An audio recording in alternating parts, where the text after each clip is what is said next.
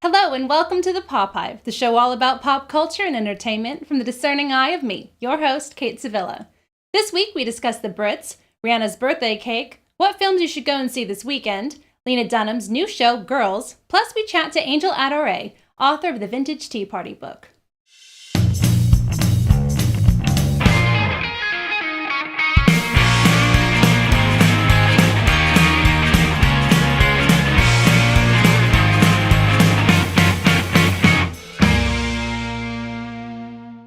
The Brits were on Tuesday night, and oh, what a joy they were. Jessie J didn't win anything despite being in 1,000 Brits MasterCard adverts that were played non-stop, and Lana Del Rey won the International Breakthrough Artist Award. Lana, in all her awkward glory, seemed genuinely surprised and happy to win. The internet, obviously, was pissed off. However, the best part of the awards was no doubt when Adele was giving her acceptance speech for winning Album of the Year, and in the middle of saying how proud she was to be British, James Corden pops up on stage to cut her off and introduces Blur, who then played 5 of their songs in a performance which lasted over 11 minutes. Adele's reaction to the interruption was a graceful raising of her middle finger, saluting the producers of the Brits for cutting her off in favor of a performance that was described by some of our Twitter followers as looking like a bunch of drunk dads at a wedding. Another big winner of the night was Rihanna, but despite winning a Brit and her performance of her hit We Found Love, we were all too busy dry heaving at the news that Rihanna had recorded 2 duets with Chris Brown to even care that she had won. Yep, 2 duets. Firstly, they collaborated on Rihanna's remix of her song Birthday Cake, and then again on Chris Brown's song Turn Up the Music. Now, if these two were going to sing a song together, perhaps a little ditty like the Elephant Love Medley from Moulin Rouge, that would have been one thing. But the songs they've done together are just plain nasty. And awkward. They're awkward nasty. Some of the lyrics from Birthday Cake include Chris Brown cooing, "I really want to F you right now. Been a long time. I've been missing your body." Well, there's nothing like a restraining order to really put a damper on your sex life, huh, Chris? In Birthday Cake, Rihanna responds to Chris's declarations of physical yearning with lyrics like, "Come on and put your name on it. I want it in the worst way. Blow my candles out. I'ma make you my bitch. I know you want to bite this." Well, it's funny, Rihanna, that you should mention biting this because, oh, that's right, he did! On your left ear and your fingers, to be exact, according to the police report. All of us remember that. Why don't you? I don't even want to go into the mind-boggling lyrics on Chris Brown's song that Rihanna sings to, but my point is this, folks. If there were ever a message that domestic violence and violence against women was just not that bad and is acceptable, if not Grammy-winning behavior, this is it. Congratulations on the both of you being such fantastic role models. You both suck.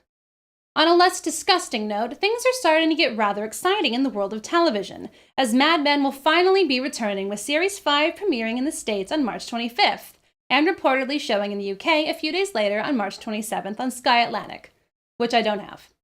There's also a brand new series called Girls coming out in April on HBO. I think that I may be the voice of my generation. Or at least a voice of a generation. Girls was created by and stars Lena Dunham, who wrote, directed, and starred in the critically acclaimed film Tiny Furniture. Girls is all about a group of young women trying to make it in New York City. Predictably, Girls has been compared to Sex and the City, but despite its premise, they seem to be very different shows. Firstly, the girls in Girls don't have any money and don't teeter around in Manolo Blahniks. Secondly, the characters in the show seem to behave like normal women in their 20s. And thirdly, I'd actually like to hang out with them. And as Dunham herself puts it, their shitty boyfriend whose bed is on the floor is their Mr. Big. That sounds more like it. Judd Apatow is an executive producer, and Dunham says that she hopes the show will help give guys an insight into realistic females. Girls debuts on April 15th on HBO, and God only knows when and if it'll eventually come to the UK and presumably on Sky Atlantic, which I don't have. So I suggest we all hop a flight to New York City on the 15th of April to go and watch it. Or figure out some other alternative to watching it online. If you fancy heading to the cinema this weekend, there are plenty of good things to go and see, although this does seem to be the week of angry tough men.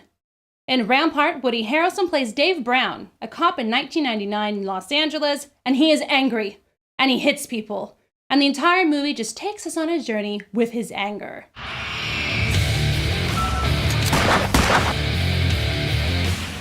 I can prove that your shooting was dirty, just like I can prove you dirty. Also coming out today is Safe House, starring Denzel Washington, who is an angry rogue CIA agent who spends a lot of time running away from people who are trying to kill him, alongside tough guy CIA operative played by Ryan Reynolds, who you might recognize from seeing his face on the side of a bus in a Marks & Spencer advert. Safe House's trailer is pretty intense and a bit of a psychological thriller, and I think I much prefer an angry Denzel to an angry Woody Harrelson. Or if you prefer your law enforcement films to be a bit more happy-go-lucky with just a touch of sexual tension, then perhaps you'll like Katherine Heigl's new film based on Janet Ivanovich's book, One for the Money. Joe Morelli skipped out on bail. 50 grand, dead or alive. I can do this. She wants to be a badass recovery agent. I might like his better.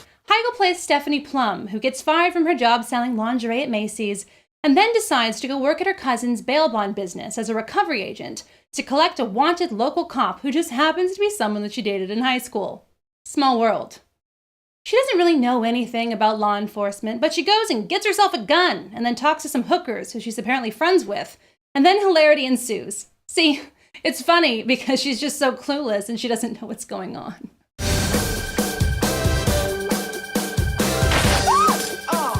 I want my car and I want it now. How does a person eat like you eat and look like you look? Hey, why are you messing with my tasty cakes, huh? But despite the fact that she's so silly, thankfully it's her wit and her instinct that help her succeed.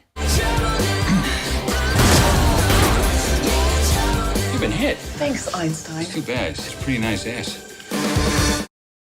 Safe House looks good, doesn't it? As it's Friday, I thought I'd throw a bit of fun your way with these amazing paper doll books featuring some of pop music's greats, like Debbie Harry, Lady Gaga, and Adele, which you can find over at boof.com. And if your Twitter followers are boring you to tears, I suggest following Llama Del Rey. Yes, Llama Del Rey. You're welcome. The Pop Hive special guest this week is none other than flame-haired hostess with the mostest, Angel Adoree, who helped show us how to make a couple of cocktail recipes from her book.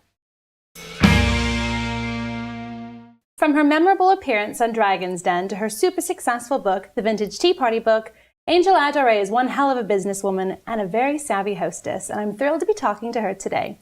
Hi, Angel. Hi, babe. How are you? I'm fine. So when I first met you, you were doing the T-shirt patisserie and you were doing your tea parties in Covent Garden. Yeah. And since then, your life has completely exploded. What have the last 3 years been like for you? Oh, it's been absolutely a roller coaster, but we were still doing the Vintage Patisserie, and that was to create items that were bespoke for people in a vintage style. So although we did t-shirts, we also did cakes and chocolates and crockery. Fantastic. And it's done kind of well for Kind you. of well. Just a bit. But, you know, it wasn't just luck. One person gives you sort of, a recommendation, an accolade. You've given us a really beautiful review, the Sunday Times style, Dragon's Den, and everything just kind of took off from there. Yeah. So growing up, what did you want to do? Did you ever foresee that your life would be like this? Oh, you don't, do you? I really, really couldn't really envision this. No. But we were always around food. My whole family was. In fact, it was the only time we ever saw one another was when we were eating. Parents very creative. My dad was trained as a jeweller in the East End, so and he was always making things and never there at Christmas. Bad parents. So your parents were very entrepreneurial, weren't they? Yeah, absolutely. And I was always thrifting as well and cooking for myself. But you know what? I wasn't particularly good at anything. I was excellent at business. No, but that's great because so many creative businesses sort of fail because even the most brilliant people have this fantastic vision and this wonderful creative idea they want to put forward. Yeah. And then it's the business side that kind of lets it down. Yeah. So speaking of business, you did Dragon's Den and that seems like the most terrifying thing I can possibly imagine ever. I have to admit, I had 3 months of sort of incredibly anxious night's sleep and was having problems with all my jaw because I was literally what, and as I was walking up the stairs, because I had a team of people with me and I remember thinking, what the fuck have I done? I'm going to absolutely ruin my life. And I thought, right, I just have to be myself, and that's what I did. Well, that's what, people really like you. I think that if there was somebody else running your business, if you weren't the face of it, it just wouldn't be the same. That's what I remember, is that they all seem to be very charmed by you. I managed to charm 100k out of them. Yeah, you did. On the follow-up to Dragon's Den, I think Deborah Meaden came here where we are sitting now. Yeah. And then I read in the Sunday Times Style that you actually had turned down the investment. So what happened with that? Well, as you know, I went on the Dragon's Den to get the money for a restaurant. Yes. The Vintage Patisserie, as it is, where we do the vintage events, it's hard work for not a lot of money. Yeah. Lots of reward, that's why I do it. But, you know, there was always a bigger vision. And I wanted a bit of help with it. I wasn't really ready for 3 million hits to the site and 4,000 emails. That's what happens, isn't it? You know, when you know you get a little bit of exposure. So we had all of this going on. I'm still running my business. In fact, we were doing Jack's Townhouses event. There was so much going on. I didn't have time to open a restaurant for the first 6 months. So is that when you said to them, no, thank you? Or No. The money just laid on the table. I don't need it. Yeah. You haven't really. You probably don't want to go forward with this restaurant anyway. I don't want to give away 40% of my business now. Fair enough. So I just wrote a nice email just saying, sure, let's take the money off the table. Yeah. And they were like, fine. I then went and wrote a book in my local pub. This lady, Eleanor, she gave me a crusty card and said, call me. A crusty card? It was the initial concept was going to be a gift book where it had some food, some hair, some styling, how to create the atmosphere, how to host. Because obviously food is quite a big part. They wanted it to be a cookery book. So I quickly had to come up with about 80 more recipes. You know, it all came together. And the book was so from my heart. It was so personal. One of my best friends did the illustration. She was on Dragon's Den with me. All the models were people that worked for me. So it was very much a personal project. People that you knew and that people you had worked with. You kind of pulled together your team and then produced this amazing book, which has had amazing reviews from like Time Out and Grazia and me. So you're going to make some cocktails for us, aren't you? What are we making today? What are we making? Well, first of all, we're going to make G&T. Now, most of our cocktails have tea in it. So this is not the conventional. It's G being gin, tea, which is Earl Grey. There's about 5 tea bags in here and about half a cup of sugar. Okay. If you don't have time, make a very, very, very thick syrup with that. So, and then put some cold water or some ice in it. Okay, so like the lazy persons. So I've already pre-made this as a litres worth. Pour it into the teapot. Like so. We need a nice juicy lemon to put in, bit of sharpness because obviously the tea is quite sweet with the caster sugar and the gin as well. It's cute when people say G&T, they're like, ooh. And it really gets some pierce now. I'd also put about half a cup of this in as well because you want this to sort of serve about 7-8 people. Okay, so half a cup of gin. I like the sound of that. If you're bothered about measures, they can look in the book for the exact recipe. You have got special gold cup. That is a very special gold cup. Bling-a-ding-ding. Bling. Okay, so cheers. Thanks very much. Let's taste it. That's lovely. Okay. So this one is the gunfight. It's made in the same way, 4 or 5 tea bags, half a cup of sugar, hot water this time, so you don't have to put it in the fridge. Whack it in the nearest teapot you have. It's one of my favourite teapots, actually. So this time, oranges. So this is like a good hot toddy alternative. Dark rum. Okay. About half a cup. This is up to you. Sometimes like to put a little bit of honey in with it. And you can put a little bit of lemon in there as well. That doesn't. Okay, lovely. Amazing. Glug, glug, glug. Cheers, darling. Ooh, that's nice. That's much better than mulled wine, I think. I think so, yeah. So your restaurants, I want to know what it's going to be like and when is it going to open, because I would really like to go there. Okay. It's going to be open in October and it's going to be in East London. It has to be. And it's going to be the Vintage Patisserie. It's going to be what we do. Breakfast, lunch, afternoon with lots of tea, cocktails. And I'm going to have 2 private areas for, to carry on our bespoke events. Add in an outside cinema and an aviary. What? Bang, Vintage Patisserie. It has to be a little bit different, doesn't it?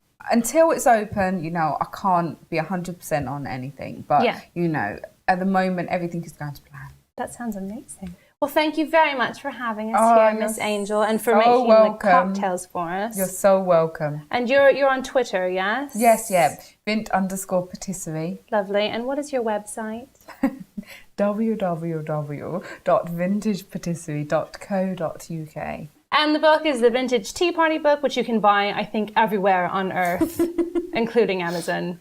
So thank you very much, Angel. Thanks, darling. It's been a pleasure. Cheers. That's all we have time for this week, but please do give us a follow on Twitter as @PopHive or like us on Facebook at facebook.com/PopHive. Thank you very much for watching.